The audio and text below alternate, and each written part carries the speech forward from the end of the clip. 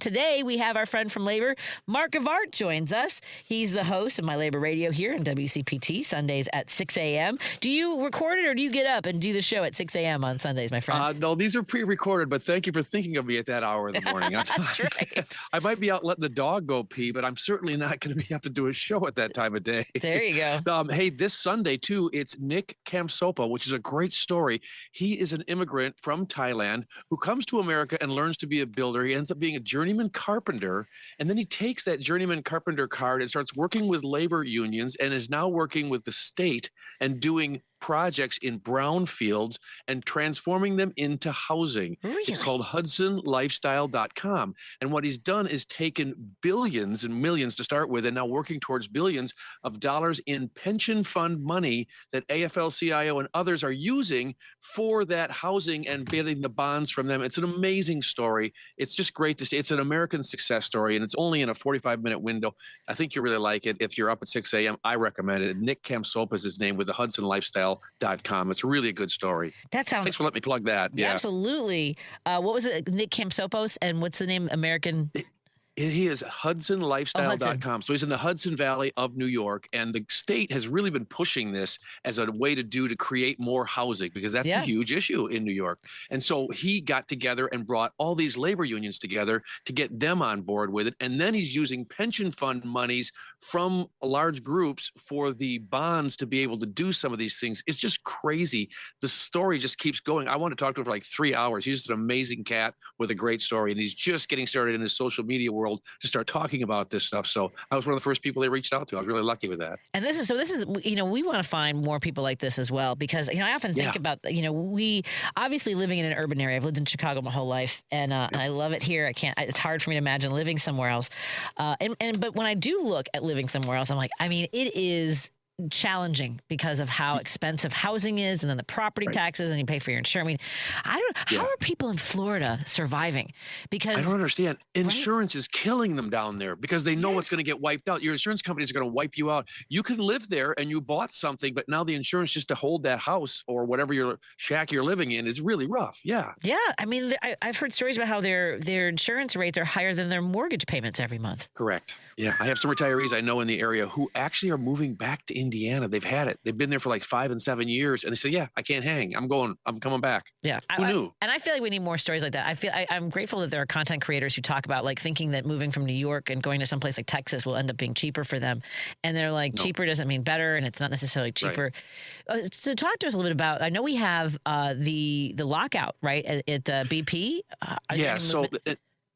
Zero movement on that. But what it is getting bigger media outlets are starting to talk about it, because BP, being the billionaires that they are in profit, are really not shining well in the communities in Northwest Indiana. There's a lot of communities are sending checks back to BP saying, no, you're not going to, is Pierogi Fest as an example. Said, you know what, we don't need your money. Thanks a lot. Give the check back to them. Those are really bad community relation type of things, but it's based on how they're treating the people that live in these communities. And that's where BP is really failing with this. They're bringing in outside scabs from out of state.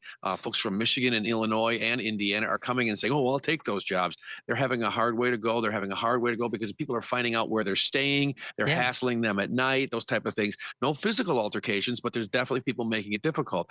But what's great to watch is they just had a bike rally this last weekend, raised a bunch of money for it. Upcoming on the 21st of August in Griffith, Indiana, they have a great all ages punk rock show with the Effigies, the Boll Weevils, and the Rumble at Avenue 912. It starts at 7 p.m., $20. It's an all ages show, but those are the kind of things. And these are bands and folks that are, some of them are from the area, and this is the treatment that their family is receiving. So they said, yeah, we're putting a show together. And they've been talking about it since June, and all proceeds go to the strike fund to take care of these people. So the United Steelworkers Local 7-1 is having a hard way to go, but their president, Eric, is really getting a lot of major media outlets starting to really talk about it, because BP coming here and then trying to just decimate unions, they got away with it in Texas. And that's why they're taking that business model and trying to bust the union here too. So it's a huge story, and it's getting a lot more traction too, but there's no movement. Now, Governor Braun has stepped in and brought groups together to have a discussion about it. Obviously, Braun doesn't come to the table and sit there. He sends his staff to do it. Irregardless, he put all three groups in the room and they come out of it with absolutely nothing because BP doesn't move an inch from what they're saying. They want to eliminate well over 100 jobs, take away bargaining rights for the future, lose seniority, no more pensions, reduce costs by cutting hourly wages. Come on, folks. That's not working. Yeah, I can't even imagine. I think I told you this story before. Maybe the first time we talked was, when Illinois was having a budget impasse, and it was Governor Rauner's efforts to break the unions. He wanted to make this a right to work state. He called it his turnaround agenda. And there were Republicans in Springfield who used Indiana as an example of, and I told them at the time, this is 12 years ago, I said, look, you have executives in Indiana who are making almost 300 times what their average workers make. Right. How is that sustainable? And he goes, well, at least they have a job. I mean, that is the mentality. Yes, exactly. And the way they try and sell that thing too is don't worry that we can't get these executives to come here. As an example, Mike Braun is taking lunch money from kids in the state of Indiana so he can pay executives who are business folks who come to now work in government. And it's not service. They don't look at running and working in government as a service to the people. They look at it as a way to feed their family with billions and millions. In this case, unfortunately, he's paying $250,000, $300,000 to an executive to come over from a company to work in government and run a couple of agencies. And look at how efficient we're doing things. It's trash. We're having a hell of a time right now, obviously, in Northwest Indiana, with tornadoes and people out of power. We had several 100,000 homes out of power. It's getting a little bit better. But here's a sad example. A gentleman I just listened to a story about just in the last hour where the power line is down at his house because a tree fell over. It ripped the service off the side of his house. Now, NIPSCO, Northern Indiana Public Service Company, says, we'll get you power, but you got to have an electrician wire up the side of your house first before we can bring you power again. I mean, well, how do you get an electrician right now in the middle of all this? Meanwhile, everything's melting in the house. He's got nothing. He's got no power. Folks here in this neck of the woods are leaving and going to Illinois and up into Michigan to try and find fuel, generators, anything they can do. Lots of folks helping to move trees and things like that. Schools are out. A lot of the high school kids are there helping. It's like sandbagging in a flood type of thing. And there's still flooding going on in other areas of Indiana because of the amount of rain that's coming down. So the governor better step up. I mean, he sent the National Guard in to help in certain areas, but he better step up too, because there's a lot of people shining a light on things that aren't getting done. Well, at least we're spending over $1 trillion on our defense budget, our war budget now, apparently. Right. Let's drop a bomb. Why feed people? Let's just drop more bombs. I know. I'm depressed with you on that as well, too. Yeah. But hey, Joliet, Illinois, Teamsters over there are hassling the IKEA warehouse. You heard about that one already? No, I have not heard about IKEA. Okay, tell me. Yeah. So there's an IKEA warehouse in Joliet, and in March of this year, Teamsters Local 179 came in and organized them. And really, it was based on the people coming to the Teamsters and saying, hey, look, we want to help get some better conditions, and we also want better money in this. They're killing us here. And Joliet, it's not the Chicago market, obviously, so they're trying to pry the different way of, saying you're not worth that. That's a fee we'd pay as an hourly wage in Chicago. We can't pay that here. And they didn't have a breakdown of the wages that I could find, but when I listened to a speech given by Chris Richter, he stated that IKEA's offer at the bargaining table was disrespectful, and he took them out on Monday of this week. So they're on strike now. IKEA last year did $1.7 billion in profits, and that's worldwide, not in America. But in America, they saw a 20% drop, and they've been crying. IKEA has been crying because tariff and price pressure is hurting their bottom line. Golly, why do you want to take that out on the hourly people? Here we go again. It's never enough, right? The wealth is never enough, the massive wealth. I wonder how much content creators, I'm seeing, and of course, it's my algorithm. I'm going to have more progressives and union members and things like that. But I do appreciate, like, More Perfect Union does a good job. Our friends here in Chicago. Digging deep, Yeah, they do journalistic work, folks. More Perfect Union is the one to follow. Our friends here in Chicago, Proud Union Warriors, are putting out content. And then I saw a guy who, it is sometimes just reframing it, rethinking it. We talk about the minimum wage, and he was talking about how we need to stop asking for a minimum wage and demand a maximum wage. Make executives explain why 10 times what their lowest paid worker isn't enough for them. If your lowest paid worker is making $50,000 a year, how come $500,000 isn't enough for you? I don't know. Exactly. And I think talking about labor unions and organizing people is an easy thing to do. We got to make it happen, though. But that's the right message, right place, right time. everything's coming. It's that pendulum swinging back. Labor is coming back, and the companies are freaking out right now, which is why they don't want to give anything, because they don't want to be the one that shows up at the wherever these guys hang out at. I don't know. Who do you hang with? How do you have, like, what do you got, 9 friends and they're all millionaires? You folks are pathetic. Come on, give a little bit. You'll understand. You'll feel better about it too. But they can't. They come in and want to really hurt the communities. And they don't claim to be doing that. But what else business model do you have here? You can't build anything. That's why some companies are surviving and thriving. Look at Minocqua. Look what the heck they're going through. They're having all these frivolous lawsuits thrown at them. But in the end, they're going to be right. They're just wait it out. So labor is doing the right thing by saying it. It's going to come around. It's just, we have to be patient, but it's frustrating as hell. Because I talked to a Massachusetts teacher. She's a vice president of the Mass Teachers Association. And her comment was, I want a thriving wage. I don't want a living wage. I want a thriving wage. Yes. Yeah. We should all feel like we're safe. That's the thing. You just want to feel safe. And we did. Our grandparents did. What? I didn't necessarily grow up like that, but I just say, I know people that did. Yeah, I did too. I knew people that were safe too. By the way, before I take a break, are you good for another segment with me? Why not? Let's go. I appreciate that. We're talking to Mark Gevaart, host of My Labor Radio, heard right here on WCPT each Sunday morning at 6 a.m. And one of our listeners says, "Holy moly!" I think they used it. They used all asterisks. They did not. I know that. So, I know that term. The effigies are old school. Chi-Town punk effigies and Naked Ray Gun were the 2 big 80s Chicago punk bands when I was a punk. Right. So as soon as I saw that list, I was like, oh hell yeah, that's a show. Let's go. And remind folks when that's happening and where. This is August 21st in Griffith, Indiana at Avenue 912. Show starts at 7 p.m. and it's a $20 all ages show. It's going to be rocking. That house is rocking. Every dollar you spend there goes to that strike fund for those United Steelworkers 7-1. Excellent. Well, let's continue our conversation with Mark Gevaart when we come back. If you have any questions or comments about labor or something that's on your mind, give us a call, 773-763-9278. That's 773-763-9278. There's something that Mark said that I want to come back to because I think you made a great point about that pendulum and how labor is a big part of that. It's at the epicenter of what's going on right now. More in a moment on WCPT 820 Heartland Signal, KKNW 1150, KTNF AM 950. Hello to all our friends tuning in digitally on Facebook, YouTube, and now Minocqua Brewing Company Substack. Please consider subscribing and sharing with your family and friends. We want everyone in on these conversations. The more we know, the more we unite, the better we all do. More after this. Because facts matter. You're listening to WCPT 820. You're listening to Driving It Home with Patty Vasquez.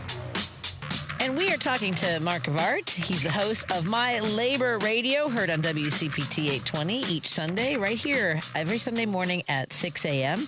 And off the line, we were talking a little bit about, I just saw earlier today, I was mentioning how much social media content creators, I think, have the ability to maybe cut through the noise. You've got workers sharing stories and information. And today I saw a post by a member of SEIU Local 73 asking folks, spreading the word, tell Lincoln Park Zoo CEO Megan Ross to prioritize service over profits and keep the Lincoln Park Zoo grounds and maintenance staff in-house. And they've got a link in their bio. Again, that's SEIU Local 73. There's an effort again to privatize the cleaning and maintenance crews there. And Mark, have you ever had a chance to come visit our Lincoln Park Zoo? Oh, fantastic. Absolutely right. Yeah, it's been a few years. I better get back in there, though, because it's growing. It always changes. They do some great stuff. And the cleaning crews do a fantastic job. Yes. I don't find things laying around. I mean, it's got that Disney experience type of thing. Why would you want to take those folks away? That's, again, a living situation where they're probably not thriving wage, but they're doing okay in Chicagoland area. We need to support those kind of things. Think about that stuff when you're going and you're buying your membership, too. Yes. When you're buying your membership to go and take your kids, your grandchildren, make sure you mention that to them, because that stuff happens when people buy those memberships and say, oh, hey, there's another call. And they said something about we got to support the SEIU. Damn right. Always talk about it. Make them feel uncomfortable, please. Yes, I agree with you completely. And folks, if you're on social media, follow SEIU Local 73 for more information, and follow as many unions you can in your area to find out what's. Yeah. And the algorithm will bring you more. Exactly. A great example, I just interviewed on Monday of this week, Mary M. Flynn, who is an actress, who's a SAG-AFTRA person. She's a bigger union geek than I am. And what was cool about it was you can find her on Instagram, and TikTok at Slate of the Union. It's slate.of.the.union. And Slate of the Union, she covers everything. She's out for her walk in the morning and she's talking about unions and why it's important, and especially in the acting world with all the AI things that are going on. I mean, it's so bad now. These companies are wanting to say, you know what, we're going to leave you folks who are still alive alone, but these dead people over here, we are going to exploit the crap out of them because they can't take us to court. So they want the AI bodies and thinking, and they're going to redo. Next thing you know, you're going to have Elvis and Bing Crosby back again on stage doing today's music. I mean, this is sad. And these are the kind of things that they're exploitively doing, but SAG-AFTRA is really working to make sure they take care of their members. And that's why it's important to work in a union situation when you're doing that TV commercial or anything else. I have to tell you, so I have a lot of friends. I'm in SAG-AFTRA. I was a strike captain here in Chicago when we were on strike. And I have friends who were very angry at the time of the contract in regards to voiceover work. I mean, for one, they also wanted to just pay people to scan their bodies for background actors. So you don't have extras. You have to bring a crowd in. Extras are gone, right? Right. And one of the problems with that is that we don't have like any journeyman sort of like path, right? There isn't like an internship. Some of how you learn to be on a set and to grow your skills is by doing background work, to be an extra. That's like kind of part of the arc for some people. To see how it flows, right? Yeah. Right. And feel your way in. Yep. Yeah, to learn. What was the name of the actress? You said Mary Flynn? I wonder if I'm... Mary M. Flynn. Mary M. And she's Flynn. at Slate of the Union, and great content. I'll have her on here in a couple of weeks, and she'll be on WCPT in the month of September. So everything I do in the month of August turns out to be the shows in September, and the ones you're listening to now are the ones from July. So it just kind of rolls that way, but that's the way we do it. We're good at that. I know. I also want to throw at you another person who should look into the Real News Network. Okay. And that's Maximilian Alvarez. And Maximilian Alvarez is doing this on a shoestring budget, but he is everywhere. He was on the ground when that train derailed over in Ohio, when all that stuff went down. So he's there, he's helping, he's part of what's going on. He's also he's gotten a hold of what's going on in Whiting, Indiana, and he's at the BP location there talking at that refinery. And that refinery is running on a shoestring right now. It's horrible to watch. They've got a lot of fire type of things. They've got efficiency things that aren't happening because you brought people in who really didn't have a background in it, and you had one person who thought they knew what was going on, but they never did the jobs because they're not efficient at it, and so they're having some serious issues. I know a petroleum trader here in Northeast Indiana who commented that thing is just out of hand. It's way overdue to get done because he is in a very volatile situation. Here's a person who makes a lot of money transferring petroleum all over here on a 3-state area and is freaking out about what's still going on with this BP thing. So BP's got to get their head out of their tail on this one. Big time. Yeah, no kidding. We did get a text from a listener, and this was kind of carrying over from the last conversation I had in the previous hour with my guest. They were asking, one listener asked if national universal health care should be considered national security, and another listener texted in because they had spoken to Tammy Duckworth, Senator Tammy Duckworth, who talked about health care was most definitely a national security issue. I think that labor is another element to fighting for health care for all, for universal health care.